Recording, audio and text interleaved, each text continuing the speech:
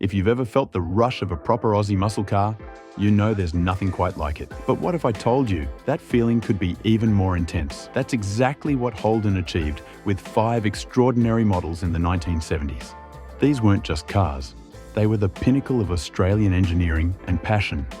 Yet, somehow, they've been lost to time. Today, we're bringing them back to life, exploring their incredible features, performance, and why they deserve to be celebrated. Which of these legendary models do you think is the greatest? Let us know in the comments below. And don't forget to like, share, and subscribe for more amazing videos. The Unsung Hero, 1971 Holden HQ Monaro GTS 350. Picture this, a muscle car so potent it could leave the legendary Falcon GTHO Phase 3 in its rearview mirror. That's the 1971 Holden HQ Monaro GTS 350, a true titan of the Australian automotive landscape.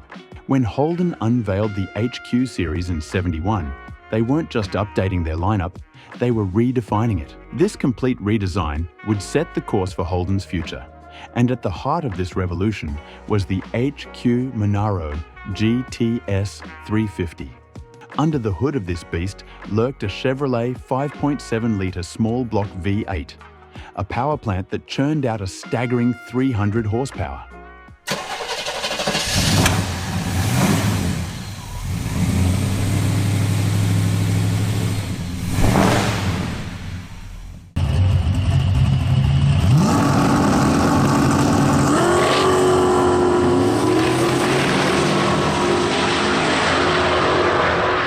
This wasn't just about raw power though.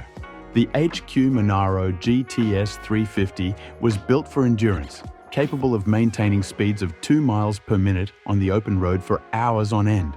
It was a feat that left many of its contemporaries in the dust, struggling to keep up. But here's where the story takes an unexpected turn. Despite its impressive specs and obvious racing pedigree, the HQ Monaro GTS 350 never graced the tarmac at Bathurst. It's a decision that left many scratching their heads, but there was method to this apparent madness. Holden had shifted its racing focus to the smaller LX Torana GTRX U1, viewing it as a more competitive option against Ford's dominant Falcon. This strategic move allowed Holden to position the HQ as something different, a grand tourer. It was a car built not for the track, but for the road. The design reflected this new direction, featuring a blacked-out grille and unique wheel trims that screamed performance, while the well-equipped interior maintained a luxurious feel. It was a car that could satisfy your need for speed without sacrificing comfort. But perhaps the most intriguing aspect of the HQ is its rarity. Only 415 of these magnificent machines ever rolled off the production line, making it one of the most exclusive Holden muscle cars ever created. This scarcity has only added to its allure over the years, turning it into a highly sought-after prize for collectors and enthusiasts alike. The Giant Killer, 1972, Holden LJ Torana GTRX U1. The LJ Torana XU1 was Holden's David in a world of automotive Goliaths. In 1972, this compact powerhouse rewrote the rules of Australian motorsport, proving that sometimes the smallest dog in the fight can deliver the biggest bite. But how did a car with just 6 cylinders manage to dethrone the mighty V8s that had long dominated the racing scene? The answer lay in Holden's ingenious engineering. The LJ came equipped with a 202 CI 3.3-litre engine that was anything but ordinary. Featuring triple 175 CD carburetors, this power plant churned out an impressive 125 kilowatt, approximately 190 horsepower.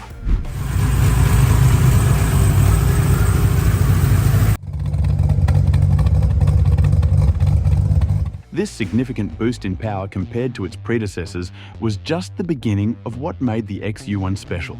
What truly set the LJ apart was its lightweight design and agile handling. On the twisty tracks of Australian motorsport, this nimble machine could dance circles around its larger, more powerful competitors. Holden's engineers had created a perfect balance of power and agility, a combination that would soon prove devastating on the racetrack. The XU1's crowning moment came at the 1972 Bathurst 500, a race that would go down in history as one of the most dramatic in Australian motorsport. As rain lashed down on Mount Panorama, turning the already challenging circuit into a treacherous gauntlet, the stage was set for an upset. Peter Brock, a rising star in the racing world, piloted the LJ with a mix of skill and daring that would become his trademark. As the larger V8-powered cars struggled in the wet conditions, Brock's XU1 came into its own. Its lightweight chassis and responsive handling allowed Brock to navigate the slippery track with precision, while its potent six-cylinder engine provided the power needed to challenge the leaders. In a stunning display of driving prowess, Brock outmaneuvered and outpaced Alan Moffat's Ford Falcon GTHO Phase 3, securing an unexpected victory that sent shockwaves through the racing community. This remarkable win wasn't just a fluke of weather or luck. The LJ had undergone extensive modifications for racing, including uprated brakes and suspension. These enhancements, part of Holden's strategy to make the XU1 a competitive racer during the series production era, proved crucial in its performance under the demanding conditions of Bathurst. The Forgotten Brute 1974 Holden HJ Monaro GTS. As emission controls tightened their grip on the automotive world, Holden faced a daunting challenge.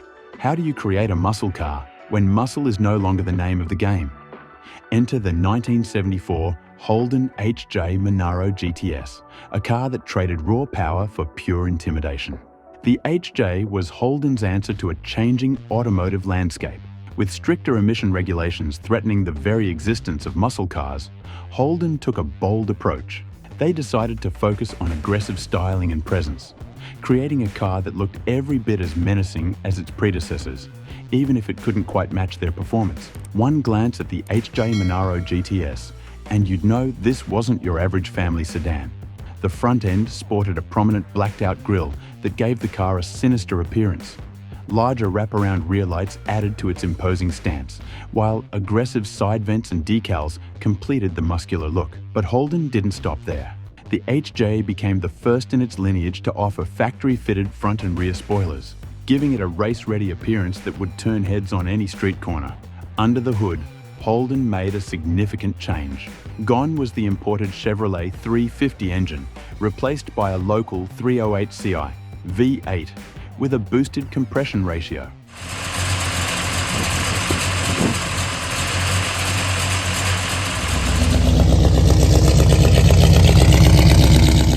This shift reflected Holden's adaptability in the face of changing regulations and market demands. However, the impact of emission controls was undeniable.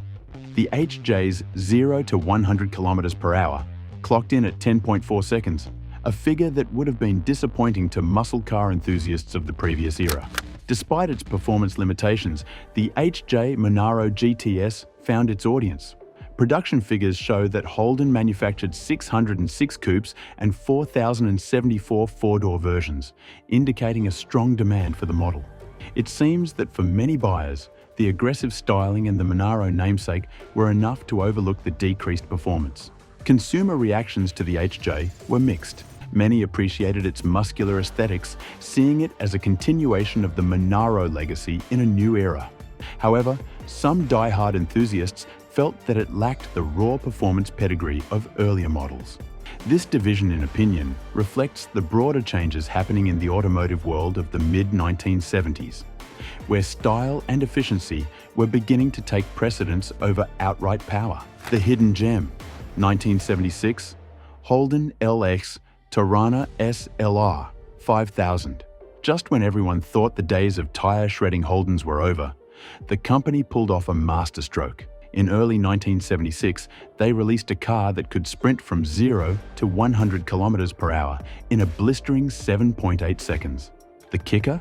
It looked so ordinary that most people walked right past it. This is the story of the 1976 Holden LX Torana SLR 5000. A true wolf in sheep's clothing that redefined the concept of a sleeper. The LX Torana range, introduced in February 1976, represented a mild cosmetic facelift of its predecessor, but hidden within this lineup was a beast waiting to be unleashed. The SLR 5000 variant, often overshadowed by its more famous A9X sibling, packed a punch that few expected. Under its unassuming hood lurked a 308 Ci V8 engine, producing a hefty 250 horsepower.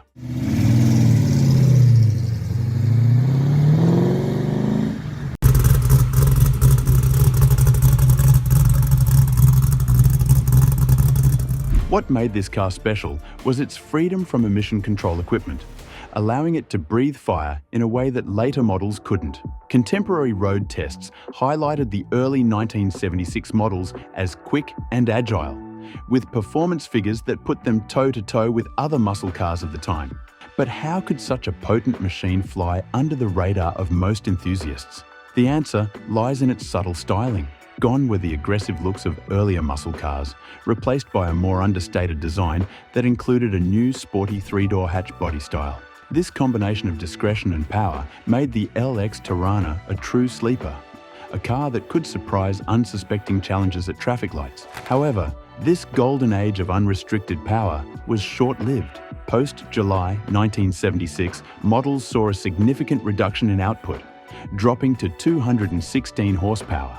Due to the introduction of emission control equipment. This change not only impacted the raw power figures, but also affected the car's overall performance, with the 0 to 100 kilometers per hour increasing as a result of the added weight and restrictions. The early 1976 LX Torana SLR 5,000 models are now considered highly sought after by collectors and enthusiasts alike. While exact production numbers for these pre-July powerhouses aren't available, their rarity and performance make them a true hidden gem in Holden's muscle car legacy.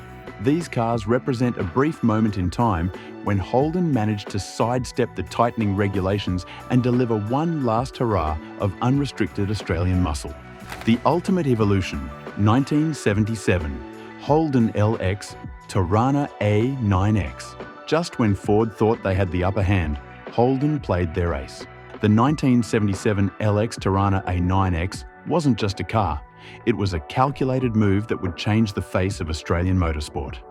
As the 1970s drew to a close, Holden needed a hero car to dominate both the street and the track.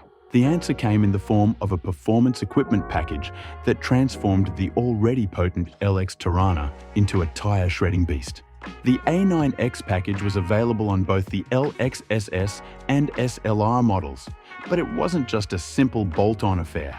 Holden's engineers went to town, fitting the A9X with a unique rear-facing hood scoop that looked like it could swallow small animals whole. Wide wheel arches gave the car a muscular stance, while front and rear spoilers hinted at its aerodynamic prowess.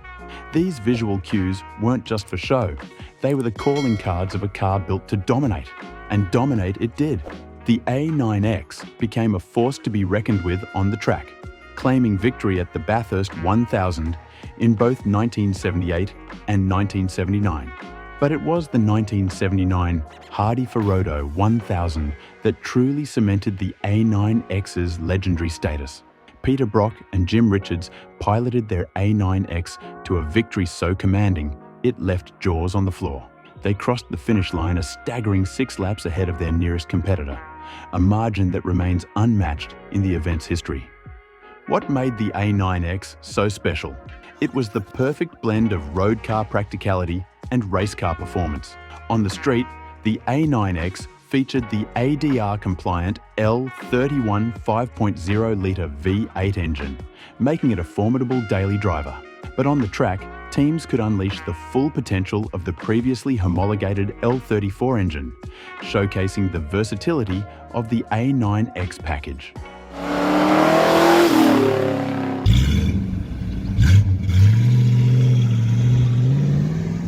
Holden produced the A9X in limited numbers, with all units being complianced between August and December 1977. This rarity, combined with its on-track success, has made the A9X one of the most sought-after Australian muscle cars. Today, a 9X models command some of the highest prices in the collector market, a testament to their enduring appeal and significance in Holden's performance history. As we reflect on these 5 remarkable Holden muscle cars, we're reminded of a golden era in Australian automotive history. Each model, from the nimble LJ Torana GTRX U1 to the dominant A9X, tells a unique story of innovation, performance, and passion. These vehicles weren't just machines, they were the embodiment of Australian ingenuity and spirit. The enduring legacy of these classic Holdens is evident in the recent surge of interest at car shows and auctions. Collectors and enthusiasts continue to celebrate these automotive icons, with values steadily climbing and nostalgic gatherings drawing crowds. It's a testament to the lasting impact these vehicles have had on the automotive landscape. These forgotten icons represent more than just speed and power. They showcase the evolution of Australian engineering, from raw muscle to refined performance. As we look back on this era, we're not just remembering cars, we're honouring a pivotal chapter in Australia's motoring heritage. These Holdens remind us of a time when innovation knew no bounds and passion drove every design decision.